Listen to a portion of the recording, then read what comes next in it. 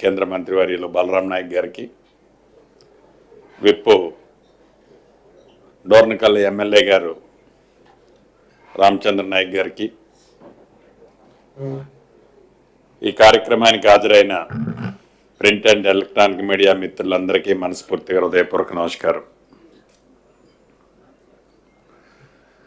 తెలంగాణ రాష్ట్రంలో మార్పు కావాలని ఇందిరమ్మ రాజ్యాన్ని తెచ్చుకొని 1 సంవత్సరం పూర్తయింది. ఒక పేదవాడు, ఒక తెలంగాణ బిడ్డ ఒక ఓటు వేస్తే ఆ ఓటు యొక్క పరిణామం, ఆ ఓటు యొక్క మంచి ఎంత పెద్ద ఎత్తున జరుగుద్ది అని మనం ఈ గడిచిన ఇందిరమ్మ పరిపాలనలో మనకి స్పష్టంగా కనిపిస్తుంది. 10 సంవత్సరాల ఆనాటి పరిపాలనకి ఈ 1 సంవత్సరం ఇందిరమ్మ పరిపాలనకి అన్ని సెక్టార్లలో ఈ తెచ్చుకున్న ఇందిరమ్మ రాజ్యంలో రాష్ట్ర వ్యాప్తంగా అన్ని కులాలు, మతాలు, ప్రాంతాలు కూడా వారు ఆశించిన మేరకు లబ్ధి జరిగింది అన్నది నిజం. ప్రధానంగా ఈ గడిచిన సంవత్సర కాలంలో నా శాఖలకు సంబంధించి ముందుగా రెవెన్యూ శాఖ, ఈ రెవెన్యూ శాఖ ఎన్నికలకి ముందు ఈ శాఖలోని ధరణిని కానీ లేకుంటే 6/6/2020 చట్టం కానీ ఈ రెండిటి మీద ఆనాటి పిసిసి అధ్యక్షులు, ఈనాటి ముఖ్యమంత్రి గౌరవ రేవంత్ రెడ్డి గారు కానీ, ఆనాడు సిఎల్పి నాయకుడిగా అనేక ప్రాంతాలు పాదయాత్ర చేసిన ఈనాటి డిప్యూటీ చీఫ్ మినిస్టర్ గారు బట్టి విక్రమార్క గారు కానివ్వండి, మా నాయకులు రాహుల్ గాంధీ గారు కానీ, ఖర్గే గారు, ప్రియాంక గాంధీ గారు, సోనియా గాంధీ గారు ఎన్నికల టైంలో ఏ ప్రాంతానికి పర్యటించినా ఎవరు అసంతృప్తి ఆనాటి ప్రభుత్వం మీద చూపించినా అది స్పష్టంగా ధరణి 2020కి సంబంధించిన 6/6 యాక్ట్ మీద మనకి కనిపించేది. ప్రభుత్వం ఏర్పడిన తర్వాత నిపుణులతో, రెవెన్యూ మీద పూర్తి అవగాహన ఉన్న మేధావులతో ఒక కమిటీని కాన్స్టిట్యూట్ చేసి ఈ కమిటీకి సంబంధించిన అనేక వర్గాలతో విశ్లేషించి ఇన్డెప్త్గా స్టడీ చేసిన తర్వాత కమిటీ రిపోర్టుని ఇచ్చి ఆ వచ్చిన కమిటీ రిపోర్టు ఆధారంగా ధరణిని ఎలా ప్రక్షాళన చేయాలి, ఎలా చేస్తే రాష్ట్రంలో ఉండే భూములున్న ఆసాములకు, రైతన్నులకి ఒక భరోసా, భద్రత కల్పించగలుగుతామో ఆలోచించి ఆ ఇచ్చిన సూచనల్ని, ప్రజలకు మంచి జరిగే ప్రతి సూచనని ధరణిలో మార్పులో ప్రక్షాళన చేసే దాంట్లో ఫేస్ మేనర్లో కొన్ని చేశాం. ఉదాహరణకి నేను రెవెన్యూ మంత్రి అయిన మొదటి సమావేశం అధికారులతో కూర్చున్నప్పుడు నా నోటీసుకు వచ్చింది, ఏదైతే ప్రజలు అంటే భూములున్న ఆసాములు ఆనాడు ధరణిలోని 33 మాడ్యూల్స్లో ఏ మాడ్యూల్లోనైనా ఒక మార్పో చేర్పో కావాలని అప్లై చేస్తే ఆ మార్పు చేసే అధికారి, అది కలెక్టర్ గారు కావచ్చు, లేకుంటే సిసిఎల్ఐలో కావచ్చు, చేసిన తర్వాత చేసిన అధికారులు కానీ, చేయించుకునే లబ్ధి పొందే ఆ రైతు కానీ ఆ భూస్వామి కానీ అది మళ్ళా డిస్ప్లే కాదు. అది వాళ్ళిద్దరికే కాని పరిస్థితుల్లో ఇక పబ్లిక్ డొమైన్లోకి ఎలా వస్తుంది? అటువంటి పరిస్థితిని గమనించి చేసిన అధికారికి లబ్ధి పొందిన భూమి ఆసామికే కాకుండా అది పబ్లిక్ డొమైన్లో డిస్ప్లే కావాలని ఆదేశాలు ఇచ్చి 15 రోజుల్లో ఏదో సీక్రెట్ అనేది ఈ భూములకు సంబంధించిన వ్యవస్థలో ఉండనే ఉండొద్దని అటువంటి ఆప్షన్ని టోటల్గా రిమూవ్ చేసి అది ప్రతి వ్యక్తికి ఇజవల్స్ అంటే చూడాలి అనుకునే ప్రతి వ్యక్తికి ఇజవల్స్ కనిపించే విధంగా ఆ మాడ్యూల్ని కరెక్ట్ చేయటం జరిగింది. తదుపరి ఇందిరమ్మ రాజ్యం ఏర్పడటానికి ముందు ధరణిలో సుమారు 1.5 సంవత్సరాల నుంచి 2,45,000 అప్లికేషన్లు వివిధ స్థాయిల్లో పెండింగ్ ఉండే. పెండింగ్తో పాటు అధికారులకి వాళ్ళకి కన్వీనియంట్ ఉన్నట్లు కొన్ని అప్లికేషన్లు యాక్సెప్ట్ చేసేవారు, కొన్ని అప్లికేషన్లు రిజెక్ట్ చేసేవారు. ఇందిరమ్మ రాజ్యంలో నేను మంత్రి అయిన తర్వాత చాలా స్పష్టంగా అధికారులకు ఆదేశం ఇవ్వటం జరిగింది. ఏ అప్లికేషన్ అయినా రిజెక్ట్ చేస్తే స్పీకింగ్ ఆర్డర్ చాలా స్పష్టంగా ఏ కారణం చేత రిజెక్ట్ చేశామో ఆ భూమి ఆసామికి తెలియాలి అని ఆదేశాలు ఇచ్చి ఆ దిశలో రిజెక్ట్ చేసిన ప్రతి అప్లికేషన్కి రీజన్ ఇవ్వటం జరిగింది. తదుపరి ఏదైతే ధరణిలోని మిగిలిన ఈ 2,45,000 అప్లికేషన్లని ఒక కలెక్టర్ గారే సింగిల్ పాయింట్లో క్లియర్ చేయకుండా దాన్ని డీసెంట్రలైజేషన్ చేయటం జరిగింది. అధికారాలని వాటిలో వారి వారి పరిధిని బట్టి MRO, RDO, special collector revenue, collector, CCLI ఇలా ఈ వచ్చిన అప్లికేషన్లు వాటి గ్రావిటీని బట్టి, వాటి వాల్యూను బట్టి, వాటి ఏరియాలను బట్టి బైఫర్కేషన్ చేసి ఈ 5 ప్లేసెస్లో ఈ ధరణికి సంబంధించి 33 మాడ్యూల్స్ లో వచ్చే అప్లికేషన్ ని పరిష్కరించడం కోసం అధికారాలు డీసెంట్రలైజేషన్ చేయటం జరిగింది. చేసి ధరణి అప్లికేషన్ల కోసం పార్లమెంట్ ఎన్నికల ముందు ఒక స్పెషల్ డ్రైవ్ పెట్టి హాఫ్ ఆఫ్ ది అప్లికేషన్ని క్లియర్ చేస్తూ అప్పుడు కంటిన్యూషన్ ఫ్లోలో వచ్చే అప్లికేషన్లు కూడా రిసీవ్ చేసుకుంటూ వాటిని పరిష్కార మార్గానికి ఒక సింప్లిఫై సిస్టాన్ని ఇందిరమ్మ ప్రభుత్వం వచ్చిన తర్వాత మార్పులు చేర్పులు కొన్ని చేసి ఉన్న వాటిలో ది బెస్ట్ చేసి సొల్యూషన్ తేవటం జరిగింది. తదుపరి రమారమి ఈ గడిచిన సంవత్సరంలో పాత అప్లికేషన్లు ఏవైతే 1.5 నుంచి 2 సంవత్సరాల వరకు పెండింగ్ లో ఉన్న 2,45,000 అప్లికేషన్లతో పాటు సుమారు 3,15,000 అప్లికేషన్లు ఈ గడిచిన 1 సంవత్సరంలో కొత్త అప్లికేషన్లు ఎవరైతే ఇబ్బందులు పడుతున్న భూములున్న ఆసాములు అప్లై చేసుకోవటం జరిగింది. వీటన్నిటిని కలిపి ఇందిరమ్మ ప్రభుత్వం వచ్చిన తర్వాత సుమారు 4,98,000 అప్లికేషన్లని పరిష్కరిస్తూ ఇంకా గడిచిన 30 నుంచి 45 రోజుల మధ్యలో వచ్చిన అప్లికేషన్లు 60,000 వరకు వివిధ స్థాయిల్లో ఈనాడు ఆఫీసర్స్ దగ్గర ఈ ధరణి అప్లికేషన్స్ పెండింగ్ ఉన్నాయి. వీటితో పాటు ఏదైతే ఈ ధరణి గతంలో ఒక ఇంటర్నేషనల్ కంపెనీకి ఆపరేషన్కి ఉండేది, టెరాసిస్ అనే కంపెనీకి.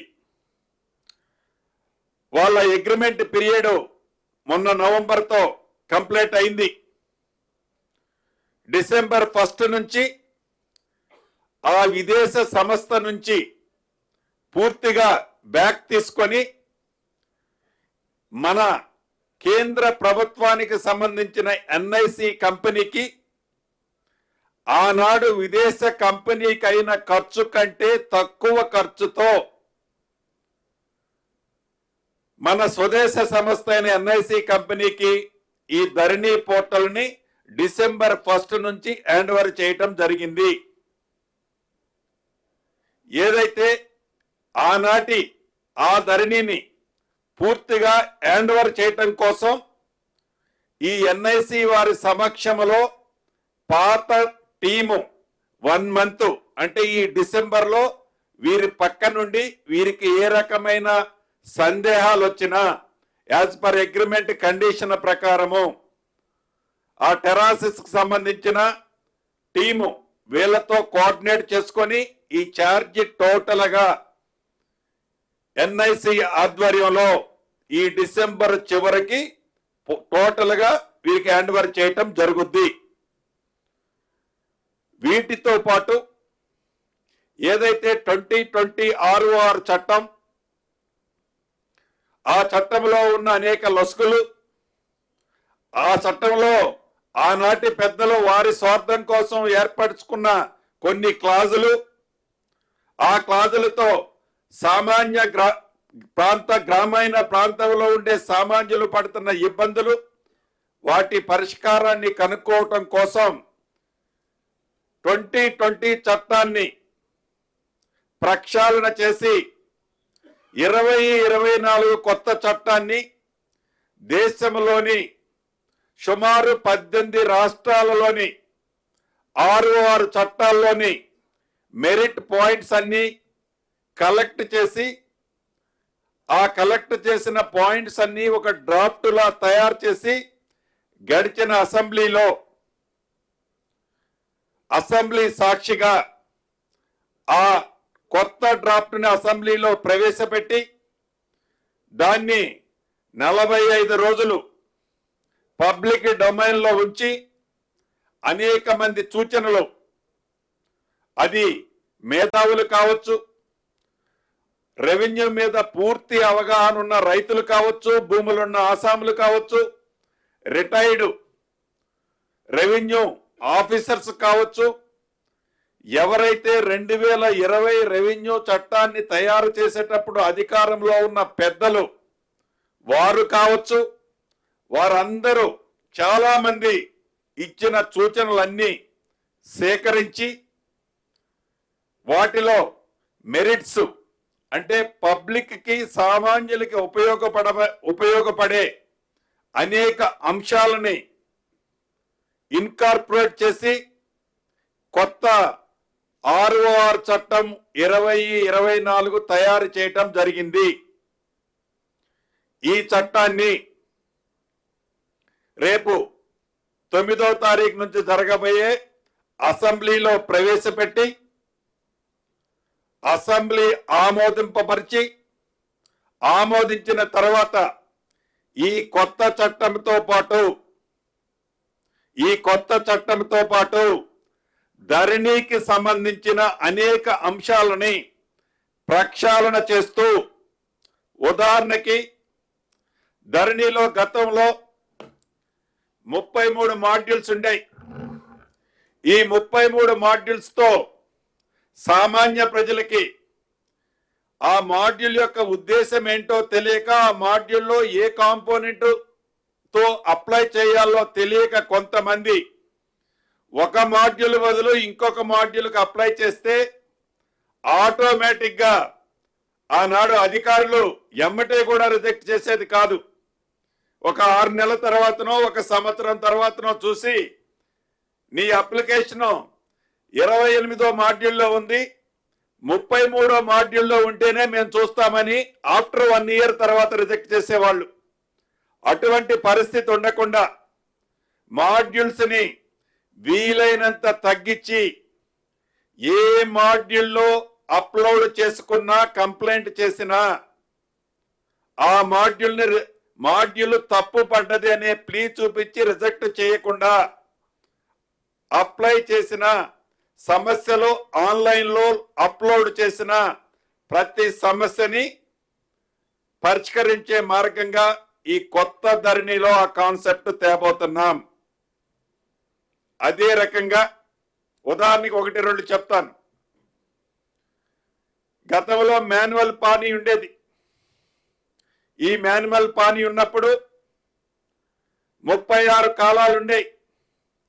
ఈ 36 కాలాల యొక్క ఉద్దేశం, తరతరాల నుంచి వస్తున్న ఈ పానీ యొక్క ముఖ్య ఉద్దేశం, ఈ తరతరాల నుంచి ఈ భూమి యొక్క పుట్టు పూర్వోత్తరాలు, ఈ భూమి యొక్క స్వభావం, ఈ భూమి యొక్క ఎంటైర్ హిస్టరీ, అది మెట్ట భూమే, సాగు భూమే, కొండలు గుట్టలు వాగులు వంకల, శిస్తు ఎంత కడుతున్నారు, ఒరిజినల్ దీని పట్టేదారు ఎవరు, కాస్తులోకి ఎవరు వచ్చారు, ఎన్ని సంవత్సరాల నుంచి వచ్చారు, ఇలా ఈ 36 క్వశ్చన్స్ తో పాత మాన్యువల్ పానీ సిస్టమ్ ఉండేది. ఆ మాన్యువల్ పానీ సిస్టాన్ని ఈ ధరణి కాన్సెప్ట్ తీసుకొచ్చిన తర్వాత పూర్తిగా ఓన్లీ ఒకే కాన్సెప్ట్ ఒకే కాలం పెట్టారు. ఈ ఒకే కాలం పెట్టడం వల్ల ఈ భూమి యొక్క స్వభావము, ఈ భూమి ఎవరి నుంచి ఎవరికి వచ్చింది, ఈ భూమి మెట్ట భూమే, మాగాణి భూమే, కొండల గుట్టల వాగుల వంకల అనేది ఎక్కడా డిస్ప్లే అవ్వదు. ఇప్పుడు శిస్తు అంటే ఎలా లేదు, అప్పుడు ఆ శిస్తు కన్సంతించిన ఆ కాన్సెప్ట్ తో కూడా మనకి కొంత విజువల్స్ కనిపించాయి. దాన్ని ప్రక్షాళన చేసి కనీసం అవసరమైన ఒక 11 నుంచి 13 కాలాలు ఈ రాబోయే రోజుల్లో ప్రక్షాళన చేసే దాంట్లో ఈ ఆన్లైన్ వెబ్సైట్ లో ఈ ధరణి బదులు తేబోయే కొత్త పోర్టల్లో 11 నుంచి 13 కాలాలు ఈ మార్పులో భాగంగా తీసుకురాబోతున్నాం. వీటితో పాటు ఏదైతే ఈ ROR చట్టం 2024 ఈ ధరణిలో చేసే అనేక ప్రక్షాళనని బోత్ ఇన్కార్పొరేట్ చేసి ఈ రెండింటినీ సింక్రనైజ్ చేసి ఈ చేసిన తర్వాత ఏదైతే 2014కి ముందు సబ్ రిజిస్ట్రార్ల దగ్గర ప్రొబిటెడ్ లిస్టుకు సంబంధించిన ప్రతి గ్రామానికి సంబంధించిన ఆస్తుల లిస్టు సబ్ రిజిస్ట్రార్ల దగ్గర ఉన్నది. ఈ సబ్ రిజిస్ట్రార్ల దగ్గర సంబంధించిన లిస్టు ఏదైతే ఉందో ఆ లిస్టుతో ఈ ప్రక్షాళన చేసిన కొత్త ధరణి యాప్లోకి దాన్ని సూపర్ ఇంపోజ్ చేసి టోటల్ రాష్ట్రంలో ప్రభుత్వానికి సంబంధించిన రెవెన్యూ భూములు కానివ్వండి, వక్ఫ్ బోర్డుకు సంబంధించిన భూములు కానివ్వండి, దేవాదాయ భూములు కానివ్వండి, అదే రకంగా ఫారెస్ట్ భూములు కానివ్వండి, ఇతరత్ర చాలా సెక్టార్లకు సంబంధించిన ప్రభుత్వం, అది రాష్ట్ర ప్రభుత్వం కావచ్చు, కేంద్ర ప్రభుత్వం కావచ్చు, ప్రభుత్వ స్థలాలకు సంబంధించిన పూర్తి డాక్యుమెంట్ అప్పుడు మీ ముందుంచి ఆనాడు ఈ ధరణి అనే ఒక ముసుగులో ఈ 2020 చట్టంలో ఏది పేదోళ్ల సంబంధించిన ఆస్తులు, ప్రభుత్వ ఆస్తులు ఎలా ట్రాన్స్ఫర్ కాబడ్డాయో విత్ ఆధారాలతో మీ ముందు పెట్టడం జరుగుద్ది. ఈ కొత్త యాక్ట్ తో, ఈ కొత్త ధరణి యాప్ బదులు వచ్చే కొత్త యాప్ తో సామాన్య ప్రజలకి, గ్రామీణ ప్రాంతంలో ఉండే సన్న చిన్నకారు పేద రైతులకి తప్పకుండా ఈ చట్టం, ఈ ధరణి కొత్త యాప్ ప్రజలకి ఉపయోగపడుతుంది. వీటితో పాటు అడ్మినిస్ట్రేషన్ కి సంబంధించిన విషయాలలో గతంలో రాష్ట్ర వ్యాప్తంగా 10,954 రెవెన్యూ గ్రామాలున్నాయి. ఈ రెవెన్యూ గ్రామాలకి మన చిన్నతనం నుంచో చూసుకుంటూ వస్తున్నాం. తప్పకుండా ఒక రెవెన్యూ వ్యక్తి ఒక్కళ్ళో ఇద్దరో ఆ గ్రామ రెవెన్యూ సైజును బట్టి ఉండేవాళ్ళు. ఏదైతే ఈ వ్యవస్థని డిమాలిష్ చేసే ముందు, ఈ రెవెన్యూ వ్యవస్థ గ్రామీణ ప్రాంతంలో ఉండే రెవెన్యూ వ్యవస్థని రద్దు చేసే ముందు అప్పుడు విఆర్ఏ విఆర్ఓలకు సంబంధించిన వారు సుమారు ఒక 25,000 మంది ఎంప్లాయీస్ ఉండేవారు. వాళ్ళలో ఎవరో ఆ ఉద్యోగస్తుల్లో ఎవరో ఒక్కళ్ళో ఇద్దరో నలుగురో ఐదుగురో ఆనాటి దొరవారి మాట వినలేదని రాత్రికి రాత్రే ఆ వ్యవస్థని పూర్తిగా రద్దు చేసి ఆ వ్యవస్థలో రీప్లేస్మెంట్ కూడా ఏమీ చేయలే. వీళ్ళని ఏదో ఒక డిపార్ట్మెంట్కి నెట్టేయండి పుష్ చేసి రెవెన్యూ డిపార్ట్మెంట్ని ఖాళీ చేసి నేనేం చేసినా అడిగేవాడు ఉండడు, నేనేం చేసినా ఎవరికి తెలియకుండా ఉండాలి అని టోటల్గా ఆ వ్యవస్థనే రద్దు చేశారు. ఇందాక చెప్పినట్టు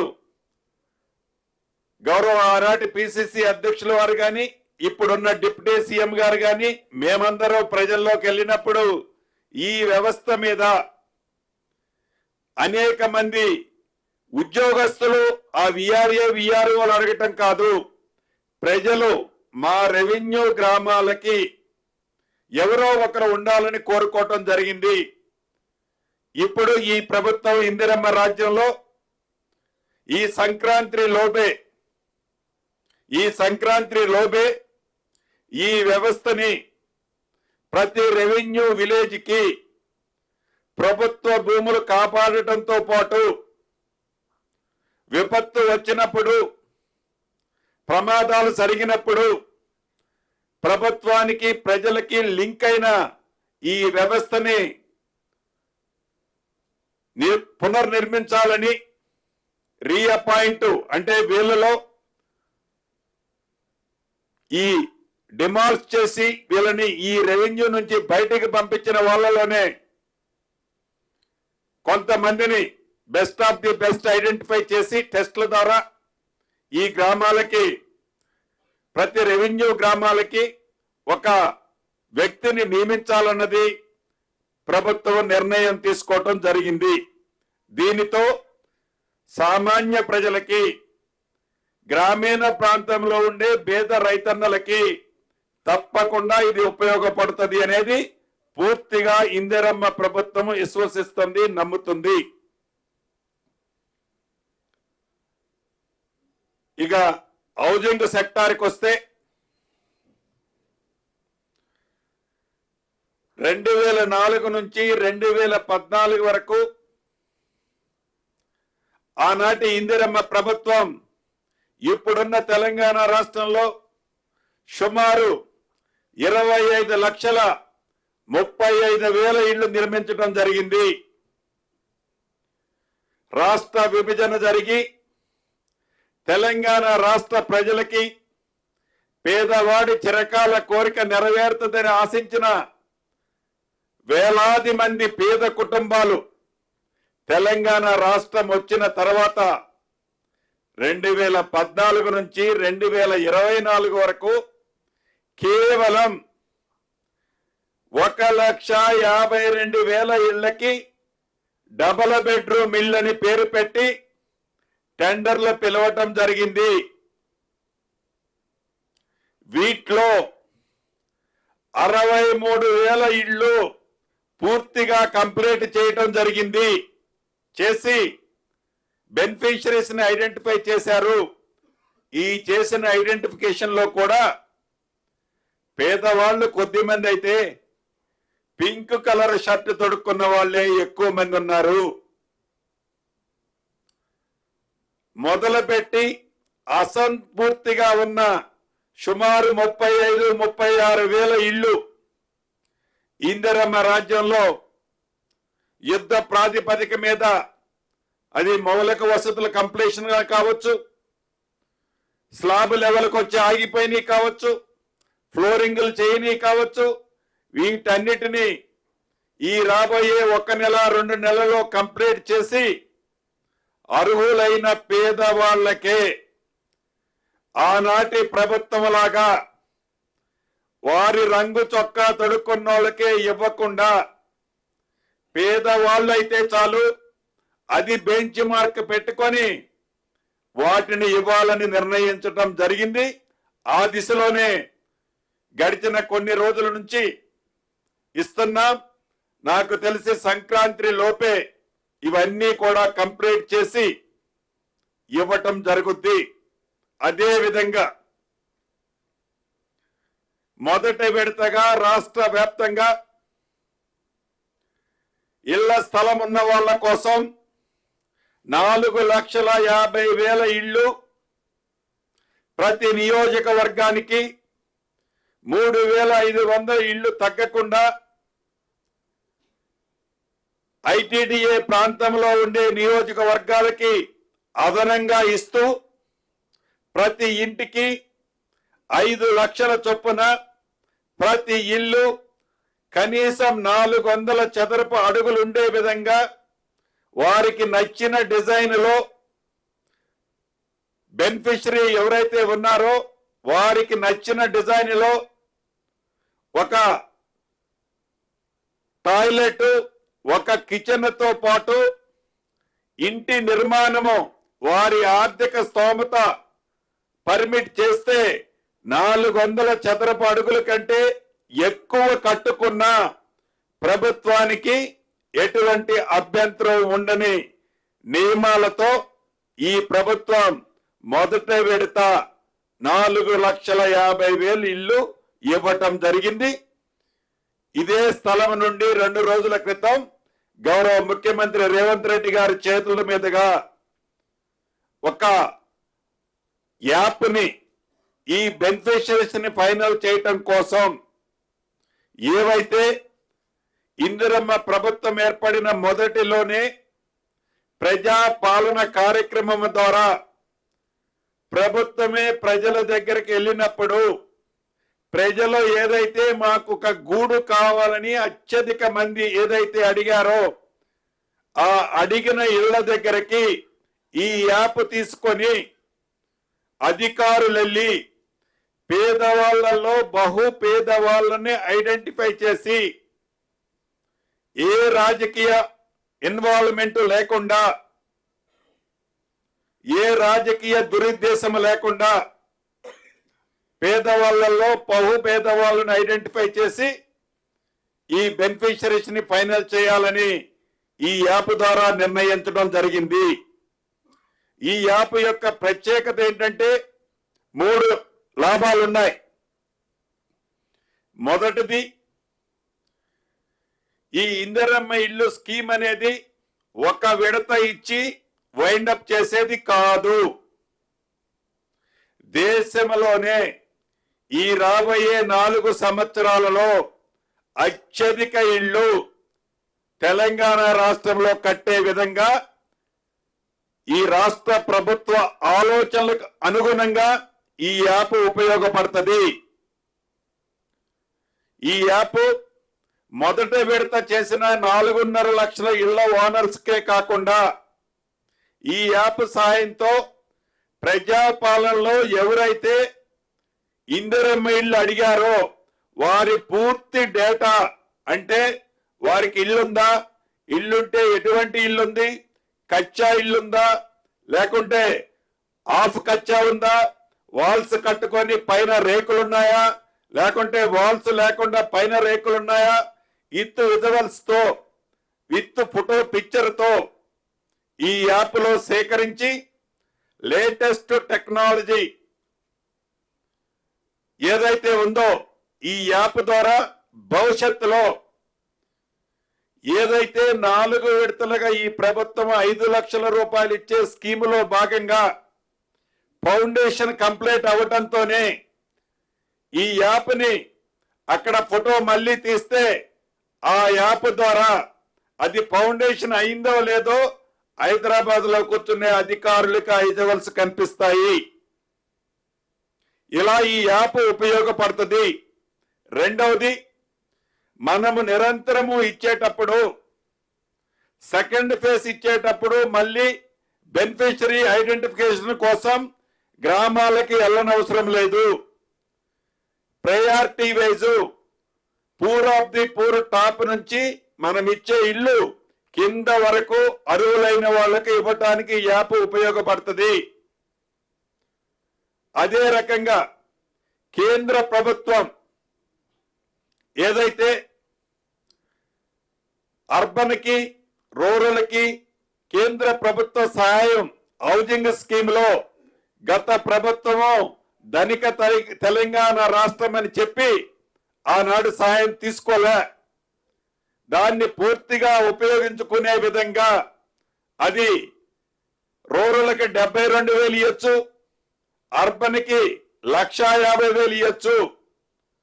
ఎంత ఇచ్చినా రాష్ట్ర ప్రభుత్వానికి హౌసింగ్ స్కీమ్ లో కేంద్రం నుంచి రావాల్సిన నిధులని తప్పకుండా ఉపయోగించుకోవాలని ఇందిరమ్మ ప్రభుత్వం ఆలోచన. ఇక్కడ విపక్షాలు, ప్రధాన ప్రతిపక్షాలు అని అనుకునే వాళ్ళు కొన్ని విమర్శలు ఇప్పుడే మొదలు పెట్టాయి. ఒకవేళ కేంద్ర ప్రభుత్వం వాళ్ళ నామ్స్ లో యాక్సెప్ట్ కాకపోతే వారికి మీరు ఇల్లు ఇవ్వరా అనేది ఒక క్వశ్చన్ రేజ్ చేస్తున్నారు. కేంద్ర ప్రభుత్వము యాక్సెప్ట్ చేస్తే ఆ ఇచ్చే 70,000 1,50,000 పోను రిమైనింగ్ బ్యాలెన్స్ ఈ రాష్ట్ర ప్రభుత్వము మ్యాచ్ చేస్తుంది. కేంద్ర ప్రభుత్వం యాక్సెప్ట్ చేయకపోయినా పేదవాళ్ళ ఉంటే, అర్హులైన వాళ్ళుంటే రాష్ట్ర ప్రభుత్వము పూర్తిగా 5 లక్షల రూపాయలు ఇస్తుంది. ఆ ఇచ్చే సిస్టమ్ కూడా గ్రీన్ ఛానల్లో రాష్ట్ర ఆర్థిక పరిస్థితి బాగలేకపోయినా తల తాకట్టు పెట్టైనా ఇళ్ల స్కీమ్ ని టాప్ ప్రయారిటీలో ఈ ప్రభుత్వం ఇందిరమ్మ ఇళ్లు కట్టించే కార్యక్రమాన్ని చేపట్టింది. ఇది విమర్శ కాదు, కానీ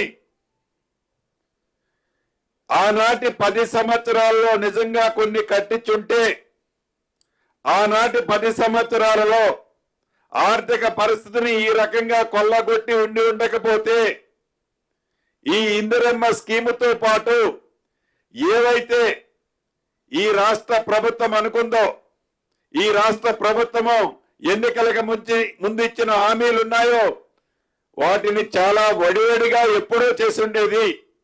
అయినా ఆ కుంటి షాకు చూపించి అన్న స్కీములు ఈ ప్రభుత్వం ఏది కూడా బ్యాక్ వెళ్ళదు.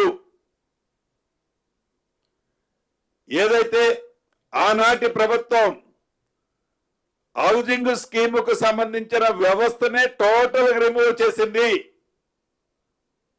ఇందాక రెవెన్యూలో చేసినట్లు ఇప్పుడు మళ్ళా నిర్మించుకుంటున్నాము హౌసింగ్ సెక్టార్ ని. దీన్ని మరింత స్ట్రెంగ్తన్ చేసి తప్పకుండా ప్రతి మండలానికి ఒక అధికారి, ప్రతి నియోజకవర్గానికి ఆ పై అధికారి, ప్రతి జిల్లాకి ఆ పై అధికారి, రాష్ట్రంలో కూడా అధికారుల సమక్షంలో ఈ ఇందిరమ్మ ఇల్లు కార్యక్రమం చేపట్టబోతుంది పూర్తి స్థాయిలో. ఇక ఐఎన్పిఆర్ వ్యవస్థకు వస్తే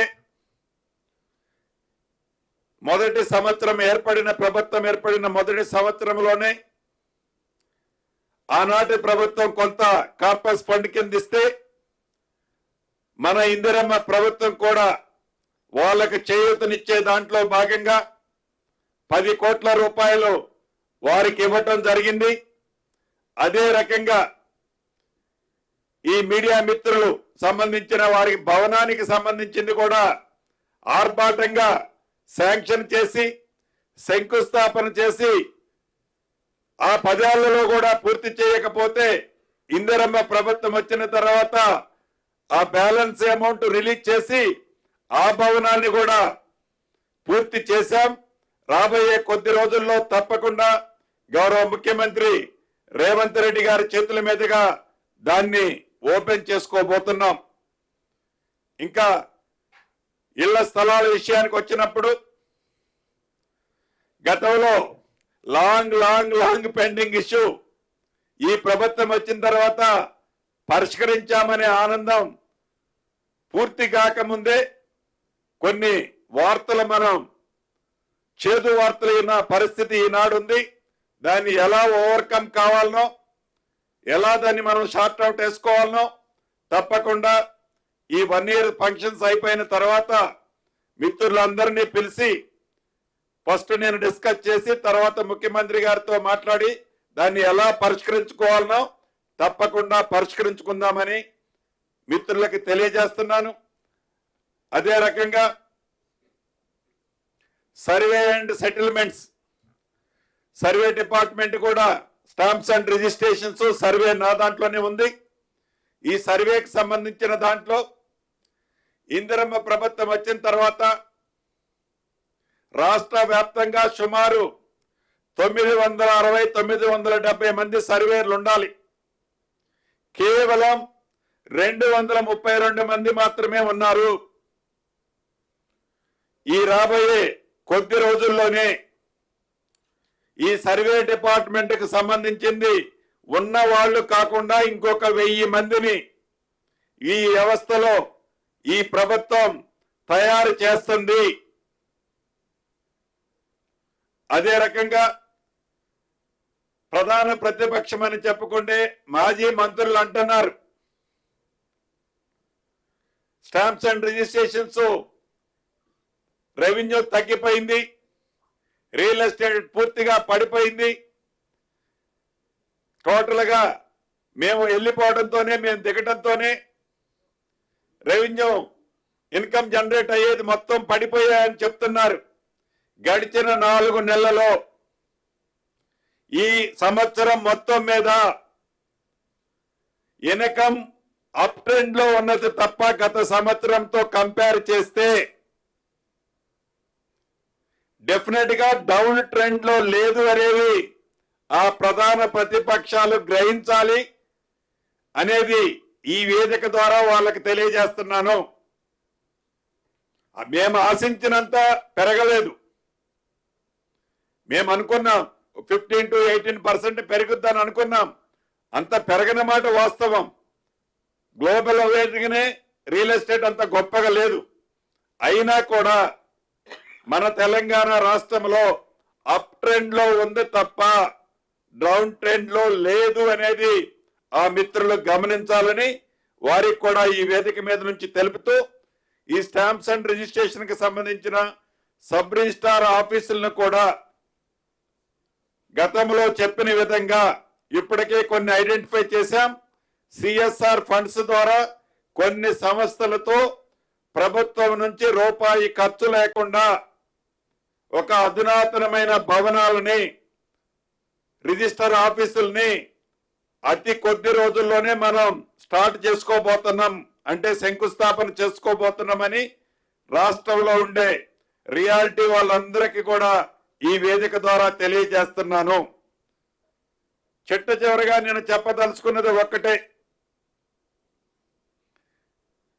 ఒక సామాన్యుడు, ఒక గ్రామీణ ప్రాంతంలో ఉండే ఒక పేదవాడు తను ఒక ఓటు ద్వారా తెలంగాణ రాష్ట్రంలో మార్పు తీసుకొస్తే ఈ మార్పు ఫలితాలు ఆనాడు 10 సంవత్సరాలు పరిపాలించిన ప్రభుత్వం ఏదైతే పరిపాలించిందో దానిని మరిపించే విధంగా ఈనాడు గౌరవ ముఖ్యమంత్రి రేవంత్ రెడ్డి గారి నాయకత్వంలోని ఈ ప్రభుత్వం పని చేస్తుంది.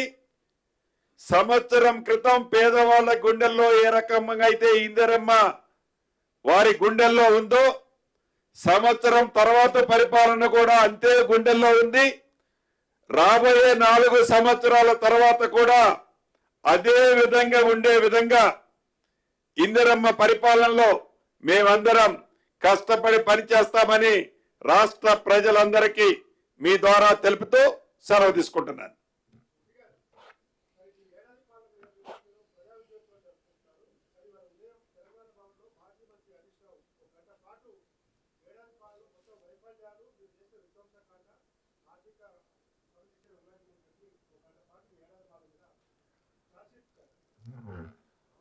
ఇక్కడ నేను కూడా విన్నాను మీ మీడియా మిత్రుల ద్వారానే, ఏదైతే ఛార్జ్ షీట్ ఇచ్చారో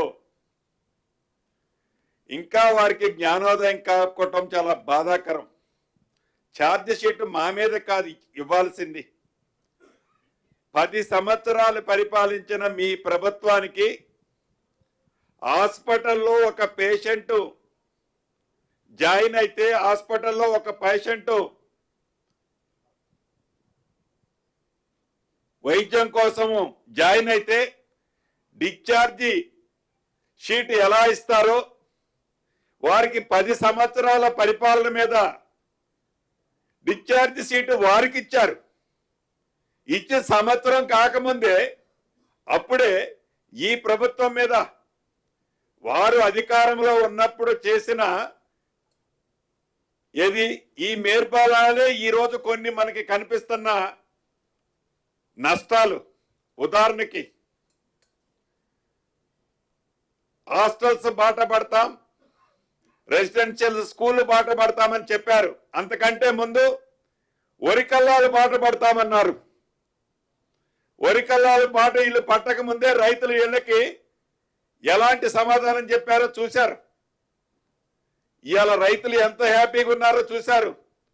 ఎమ్మటే ఆ వరికల్లాల బాట మానేశారు. ఇప్పుడు హాస్టల్స్ బాట పట్టారు. అసలు హాస్టల్స్ బాట పట్టి హాస్టల్స్ లో ఈ రోజు జరుగుతున్న ఇబ్బందులకు అసలు కారకులు ఎవరండి? హరీష్ రావు గారు, మీరు మీ ప్రభుత్వం కాదా? 10 సంవత్సరాల పరిపాలన కాదా?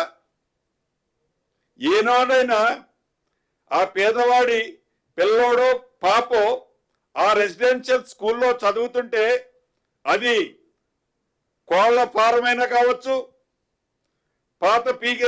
పాత మిషనరీ పీకేసిన రైస్ మిల్లులు కావచ్చు, మీరు నడిపిన రెసిడెన్షియల్ స్కూల్స్ ఒక పర్మనెంట్ స్ట్రక్చర్ ఏర్పరచాలనో, ఆ పేద పిల్లలకి మంచి డైట్ ఛార్జీలు ఇవ్వాలనో, ఆ ఆడపిల్లలకి కాస్మెటిక్ ఛార్జీలు ఇవ్వాలనో ఏనాడైనా 10 సంవత్సరాల్లో మీకు ఇంజెక్ట్ జ్ఞానం ఉండి ఆలోచించారా? ఈనాడు అటువంటి హాస్టల్స్ కి సంబంధించింది పోరుబాటు పట్టే రైట్ మీకు ఎక్కడది? 10 సంవత్సరాల్లో మీరు ఒలకబెట్టిందేంటి, ఒరగబెట్టిందేంటి? సంవత్సరం పూర్తి కాకముందే మీ ఆలోచన ఎట్లుందంటే, ప్రభుత్వం ఏర్పడిన మొదటి 10 రోజుల నుంచి ఇదే క్యాసెట్. మీరు కనీసం ఒక 3 సంవత్సరాలు టైం ఇచ్చుంటే మేము చేయలేదని అంటే ఒక నమ్మేవాళ్ళు. నిజంగా ఈరోజు మీ ప్రవర్తన చూస్తుంటే, దొంగిలించి వాడెవడో ఉరుకుతుంటే వాడిని దొంగ అని మళ్ళీ నేను చెప్పిన సామెతగా ఉంది వాళ్ళ ప్రవర్తన. వారి పింక్ మీడియా ప్రింట్ చేస్తున్న వార్తలు చూస్తుంటే ఇంకొకటి కూడా అన్నట్లున్నారు, తొక్లక పాలనని. ఎవరిది తొక్లక పాలన? ఎర్రవెల్లి ఫామ్ హౌస్ లో నడుపుతున్నది తొక్లక పాలన, లేకపోతే సెక్రటేరియట్ లో నడుపుతున్నది తొక్లక పాలన? 10 సంవత్సరాలు ఆ తొక్లకని మించిపోయి తొక్లక మనస్తత్వానికంటే ఇంకా 10 రెట్లు ఎక్కువ చదివి ధర్నాలు చేసుకునే స్వేచ్ఛ వల్ల, స్వేచ్ఛగా ఒక మనిషి మాట్లాడుకునే మీడియా మిత్రులు వార్తలు రాసే స్వేచ్ఛ వల్ల, ఒక వ్యక్తి మంత్రి గాని, ఎంపీ గాని, ఎమ్మెల్యే గాని కలిసి మీతో మాట్లాడే స్వేచ్ఛ వల్ల, ఏ మనిషి స్వేచ్ఛని, భారత రాజ్యాంగానికి ప్రకారం కలిగే హక్కుల్ని ఆనాడు పూర్తిగా హరించి మీరు మీ పరిపాలన ఎర్రవెల్లి ఫామ్ హౌస్ నుంచి తొక్లక పాలన పరిపాలించిన మీరు ఇందిరమ్మ రాజ్యంలో నిత్యము గౌరవ ముఖ్యమంత్రి గారు, మంత్రులము, మేమందరం ప్రజల మధ్యనే ఉంటూ ప్రజల కష్ట సుఖాల్లో బాలు పంచుకుంటూ ధనిక తెలంగాణ రాష్ట్రాన్ని మీరు అప్పుల రాష్ట్రంగా మారిస్తే ఆ అప్పులు మిత్తి కడుతూ ఇచ్చిన హామీలు నెరవేరుస్తూ ప్రతి అంశానికి అండగా ఉండి నిత్యము సామాన్య ప్రజలకి అందుబాటులో ఉండి ప్రజల కష్ట సుఖాలు తీరుస్తున్న ఈ పరిపాలన తుగ్లక్ పాలన 10 సంవత్సరాలు పరిపాలించిన మీరు తుగ్లక్ని రాబోయే ఇంకా 40 సంవత్సరాల దాకా తుగ్లక్ పాలన అంటే మీరు గుర్తించే విధంగా పరిపాలించిన మీ పరిపాలన తుగ్లక్ పాలన ఒక్కసారి వాళ్ళే ఆత్మ పరిశీలన చేసుకోవాలా. సార్ మంత్రి గారు, ఇప్పుడు మీరు విఆర్ఏ విఆర్ఓ వ్యవస్థను పునరుద్ధరిస్తున్నారు కాబట్టి వీఆర్ వెరీ హ్యాపీ. బట్ గత కాంగ్రెస్ గవర్నమెంటు ఈ వ్యవస్థను పటిష్టంగా నిర్వహించడానికి సర్వీస్ కమిషన్ ద్వారా విఆర్ఏ విఆర్ఓల పోస్టులను ఫిలప్ చేశారు. అట్ ద సేమ్ టైం 1000 మంది సర్వేయర్లని చెప్తున్నారు. ఈ రెండింటిని కూడా మీరు సర్వీస్ కమిషన్ ద్వారా ఫిల్ చేస్తున్నారా, లేకపోతే వేరే ఆప్షన్ ఏమైనా ఉన్నదా? ఏదైతే ఈ 26,000 మంది విఆర్ఏ విఆర్ఓ వ్యవస్థల నుంచి బయట డిపార్ట్మెంట్లకు పంపించి ఆడ కూర్చోటానికి కూడా సీట్లు లేని ఆ టీము నుంచే వాళ్ళకి ఒక అవగాహన ఈ రెవెన్యూ మీద ఉంది కాబట్టి వాళ్ళకి ఒక టెస్ట్ రూపంలో ఒక టెస్టులా పెట్టి వాళ్ళని ఈ వ్యవస్థలో ఆల్రెడీ డైరెక్ట్ రిక్రూట్ నుంచి చేసుకున్న వాళ్ళు సుమారు 2,432 మంది ఉన్నారు అన్నాడు. వాళ్ళకి జోడు వారు చదివిన క్వాలిఫికేషన్స్ ఆ టెస్ట్ లో పాస్ అయిన దాన్ని బట్టి ఇది ఫిల్ చేయాలనేది ఆలోచిస్తున్నాం. అదే రకంగా ఏదైతే ఈ రెవెన్యూ మీద అవగాహన ఉండి ఇందాక చెప్పిన వాళ్ళలో ఈ సెక్టార్లోకి వచ్చే వాళ్ళకి కూడా ఐడెంటిఫై చేసి 1000 మందిని వీళ్ళకే ట్రైన్ చేసి సర్వేర్లుగా నియమిస్తున్నాం.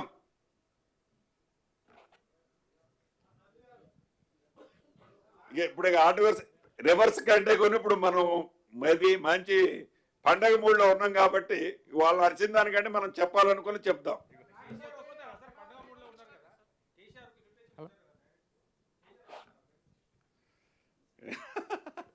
కేసీఆర్ వస్తున్నారు నన్ను అడిగితే మా గౌరవ మంత్రివర్యులు పొన్నం ప్రభాకర్ గారు ఇచ్చారు, వస్తారో అని మేము ఆశిస్తున్నాం, రావాలని కోరుకుంటున్నాం. ఓకే అన్న.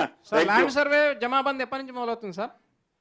ఈ యాక్ట్ అయిపోయిన తర్వాత డెఫినెట్ గా డీటెయిల్స్ అన్ని మీకు ఇస్తాను. అప్రూవ్ కాకుండా ముందు ఏం మాట్లాడకూడదే. Thank you.